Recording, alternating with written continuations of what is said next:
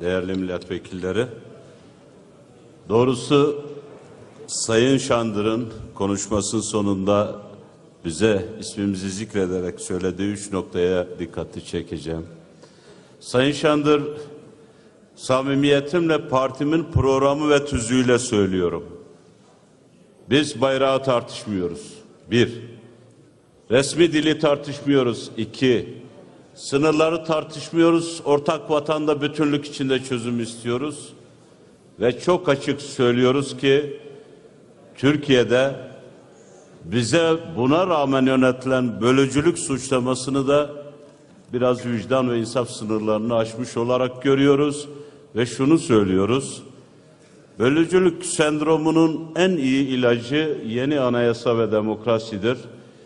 Madem ki bu kaygılarınız var, bu kaygılarınızı yaşamayın. Bizim grubumuz işte Türkiye'dir. Türk, Kürt, Süryani bütün milletvekilleri hep beraber oturuyoruz. Diğer bir noktaya gelince, ben Botan halkı ile ilgili söylediğim sözleri keşke tam bilseydiniz. Şırnak'ın bütün seçilmiş milletvekilleri, belediye başkanları tutuklandı içeride.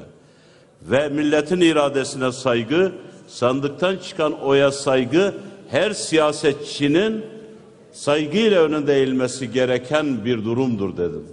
Her siyasetçi de sandıktan çıkan iradenin önünde eğilecekti. Buna başbakan da dahildir. Hiç kimsenin ayrıcalığı yok. Ama benim şaşırdığım bir şey var.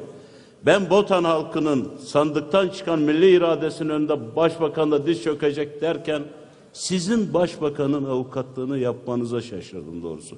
AK Parti burada çoğunlukta zaten. İhtiyacı yok. Ben şu anlamda söylüyorum. Basında çıkan sözler bazen cımbızlanıyor. Birbirimizi konuşarak anlayabiliriz.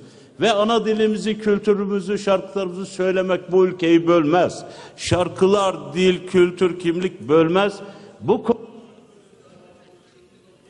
Evet, teşekkür ederim Sayın Kaplan.